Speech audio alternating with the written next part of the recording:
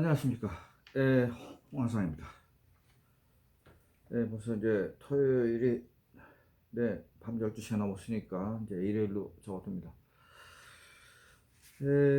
어떤 분이 댓글을 달았는데 교토에 대해서 좀 한번 설명을 해줬으면 좋겠다는 요청이 있었습니다. 사실은 제 유튜브에 교토에 관해서 제가 얘기한 게 상당히 많습니다. 한 10개 정도 이상 될 겁니다. 그걸 참고하시고, 교토는 생각보다 이렇게 간단한 데가 아닙니다. 일단 교토가 역사가 794년에 수도가 되고 나서 1867년까지 일본의 사실상 수도였죠. 메이지 천황이 1867년에 교토에서 이제 동경으로 건너갔으니까 수도의 역사가 한 1100년 정도 되다 보니까 역사가 좀 복잡합니다. 교토를 얘기하려면 한 60분씩 해서 한 10회 정도 해도 아마 부족할 겁니다. 그만큼 복잡한 도시죠. 그렇지만 제 개인적으로는 전 세계를 다니면서 가장 멋진 도시 그러면 저는 개인적으로는 프랑스 파리, 그 다음에 일본 교토 뭐 이렇게 생각합니다. 교토 얘기는 너무 복잡하기 때문에 다음번에 말씀을 자세히 드리고 또 나름대로 또 준비를 해야 됩니다. 오늘은 제가 만나본 일본에 가서 만나본 사람들 중에서 뭐 잊을 수 없는 사람을 한 5명 정도 고르라면 그 첫 번째로 교토 출신의 신기수라는 분을 생각하게 됩니다. 신기수 선생은 제일 동포입니다. 이분은 아버지가 일정 때 노동자로 일본에 건너갔습니다. 그래서 1931년에 이 신기수라는 이 선생님이 이제 일본 교토에서 태어나셔서 오사카로 건너가서 사셨죠. 제가 이분을 본 거는 처음 만난 거는 1990년도 8월 달입니다. 그러니까 뭐 30년쯤 됐네요. 그래서 이제 그때 제가 이분을 만난 거는 뭐 사적으로 만난 게 아니고 당시 MBC 문화방송에서 제일동포들이 일본에서 태어나서 일본에 살고 있는데 지문날인을 해야 됩니다. 일본에서 계속 체류를 하려면. 근데 이게 사실은 어떤 면에서는 징용징병으로 끌려가서 거기서 주저앉은 분들도 계시고 또 자발적으로 일본에 돈을 벌기 위해서 건너간 분들 계시지만은 어쨌든 거기서 태어난 분들이 많아요. 많은데 이걸 갖다가 몇 년, 3년 만인가 한 번씩 지문날인 가서 이렇게 우리말로는 피아노 친다고 그런 얘기를 해서 했는데 그렇게 하는 거는 이건 제일동포에 대한 차별이다. 일종의 속박이다. 그래서 MBC 문화방송에서 1990년 8.15 특집으로 제일동포의 법적 지위 문제를 오사카로 건너가서 하게 됐습니다. 제 기억으로는 8월 11일 날 아침 9시부터 오전 10시 10분까지 70분 동안 생방송으로 오사카에는 제일동포들이 제가 지금 기억하는 한 14만 명? 지금 아마 그 정도 될 겁니다.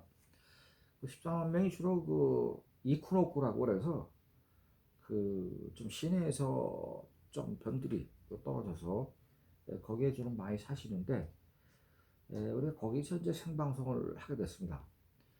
이제 70분짜리 생방송을 현지에서 하려면 그때 또 지금도 마찬가지지만은 중계차가 있고 출연자들이 움직이는 동선을 따라서 카메라가 따라다니는데 그 자리에서 이제 중계차가 저희가 이제 후지 테레비의 계열사인 간사이 테레비하고 같이 방송을 했으니까 중계차에서 이제 간사이 테레비로 쏴주면 간사이 테레비가 그림을 잡아가지고 인공위성으로 테스타로 쏘게 됩니다.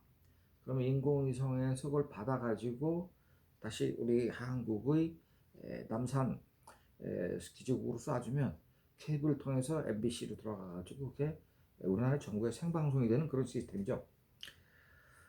그때 그 제일동포들의 그 법적 차별 문제가 어느 정도인지를 알기 위해서 제가 그때 8월 1일 날 거기에 들어갔던가 그랬는데, 그래서 한 열흘 동안 그 오사카 이쿠노쿠 지부의 민단 사무소가 동서남북에 있습니다.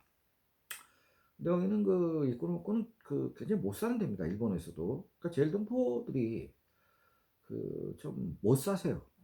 잘 사는 분도 계시지만 잘 못 사시니까 그 동네에서 사시는데, 그 이쿠노쿠란 말 자체가 원래는 이카이노라 그랬는데, 이카이노란 말은 돼지를 기르는 곳이라는 뜻이랍니다.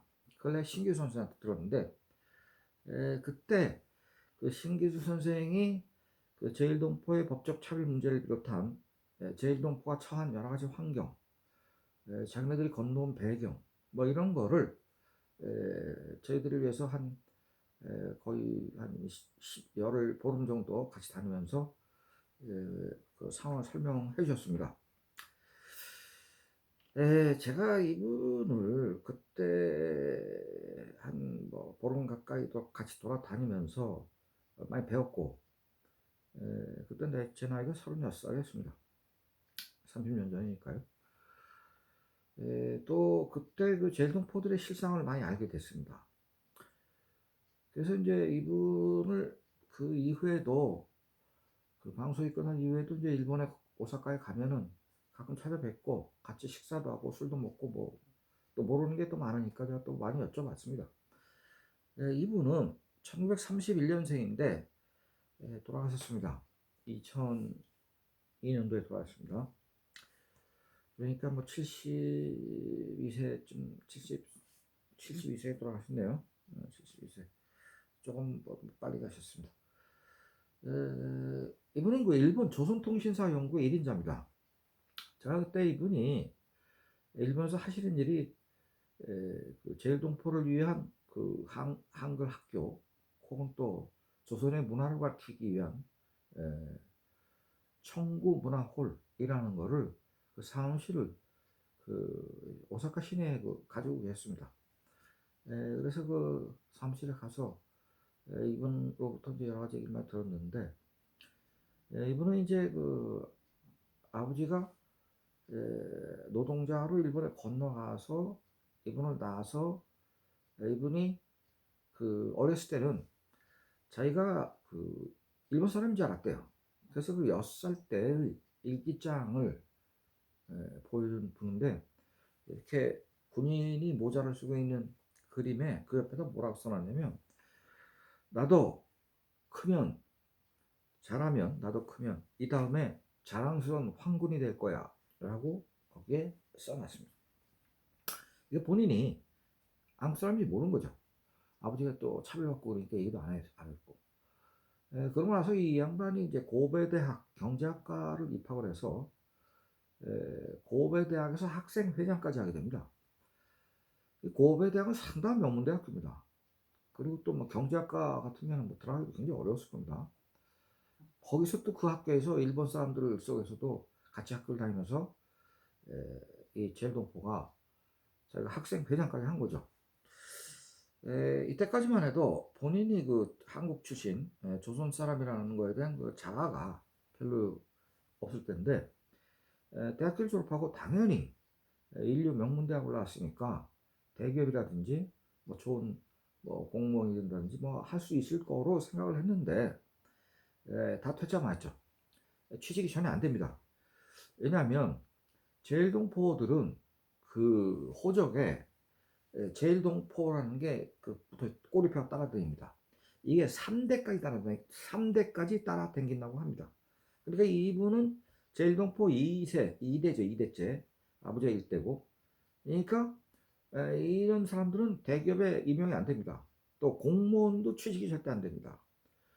그 대기업은 사실 국가기관이 아닌데 취직이 안 되는 거는 좀 납득이 안 되잖아요. 그런데 일본 그렇습니다. 대기업은 역시 뭐 회사의 기밀을 많이 다루고 하니까 그 자기네들이 봤을 때 불량선인, 별로 좋지 않은 조선 사람이라고 표현해서 취직을 받아주지 않는 거죠, 대기업들이. 그러면 공무원 빼고 대기업 빼고 또 지금은 조금 많이 완화됐는데 중소기업은 이제 요새도 뭐 한국 사람이 바로 들어가서 뭐 입사할 수 있는 데가 꽤 있지만 30년 전만 해도 중견기업, 대기업이 아닌 중견기업도 거의 취직이 안 됐습니다. 그러면 뭐 할 수 있는 게 공무원, 학교 선생 뭐 이런 거 다 안 되고 대기업도 안 되고 중견기업도 안 되고 그럼 할 수 있는 게 남은 게 뭐냐? 그러면 빠찡코 가게. 그래서 제일동포들이 빠찡코 가게 많이 하세요 지금도. 그다음에 야구자, 그렇지 않으면 장사, 식당, 야끼니쿠집이죠, 불고기집. 뭐 이 정도밖에 할 게 없습니다. 그러니까 이 양반은 뭐 그래도 좀 많이 배운 인텔이니까 뭐 빠찡코 가게 가서 일한다는 것도 좀 그렇고 그 돈도 또 많이 됩니다. 그 빠찡코 가게 차리려면. 그렇다고 뭐 본인이 무슨 뭐 야구자를 할 수도 없는 거고. 그렇다고 이게 뭐 자기가 무슨 뭐 음식을 만드는 기술이 있어서 뭐 야끼니쿠집을 할 수 있는 것도 아니고 그것도 차리려면 돈도 또 엄청나게 듭니다. 그거. 그러니까 이제 본인이 주로 책을 많이 쓰셨는데 그 책이 대표작이 조선통신사 12권짜리 전집입니다. 이게 강담사, 즉 일본에 많이 날리는 출판사죠. 고단샤에서 그 12권짜리 나온 거를 그때 제가 그 사무실에서 그 책을 본 적이 있습니다. 조선통신사 연구 1인자입니다. 머리가 비상하시죠. 뭐 명문대학을 들어갈 정도로 공부를 잘했으니까. 그래서 이제 이분하고 그때부터 인연을 맺어서 작고하기 전까지 제가 일본을 가면 이분을 모시고 같이 식사도 하고 있죠. 이분이 그 조선통신사의 연구의 1인자일 뿐만 아니라 책을 많이 쓰셨어요. 뭐한 2, 30권 쓰셨네 보니까. 방금 전에 조사를 해봤더니. 그래서 이분한테 제가 굉장히 많이 배웠습니다. 일본에 관해서. 그래서 이제 본인이 뭐 이렇게 잘 사시지는 않아요.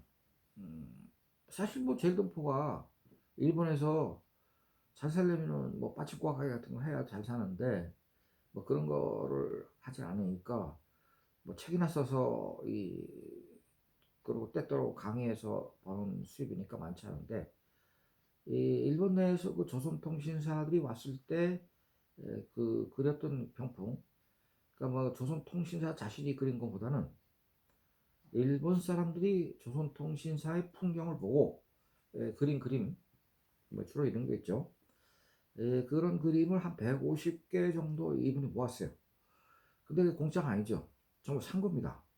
근데 돈이 없으니까 쉽게 얘기하면 뭐 자기가 갖고 있던 그동안에 저금했던 돈 뭐 이런 거 다 털고 뭐 안 되면 뭐 좀 빌리기도 하고 해서 150점을 모은 거죠.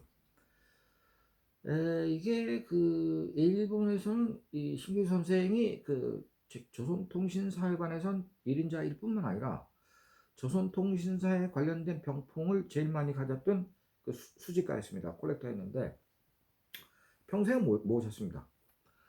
돌아가시기 2년 전에 제가 일본에 그 출장을 가서 선생님하고 만났죠.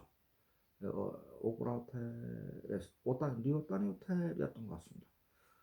그 리오타니 호텔 1층에서 아침 9시에 만났는데 공교롭게도 그날이 1월 1일이었습니다. 그래서 우리 뭐 한국 사람은 그렇잖아요. 1월 1일이면 일본은 설날입니다. 우리는 구정을 세지만 일본은 신정을 세잖아요. 그래서 그 호텔 커피숍에서 그 저한테는 거의 뭐 나이가 저보다 24살 많으시니까 아버지 뻘이죠. 그래서 커피숍에서 큰절을 했습니다. 뭐 사람들이 뭐 많이 있었지만 그랬더니 양반이 깜짝 놀라면서 본인이 일본에서 태어나서 자랐기 때문에 한국 사람이지만은 많이 일본화된 양반이죠. 일본에는 그 뭐 커피숍 같은 데서 사람이 뭐 몇십 명, 몇백 명씩 앉아 있어서 거기 뭐 맨 카페트 바닥에 큰절하고 이러는 문화가 없으니까. 그래서 어쨌든 그날 이제 만나서 같이 점심에 맥주를 마시면서 음식을 먹는데 그날 저한테 무슨 말씀하시냐면 내가 갖고 있는 조선통신사 병풍을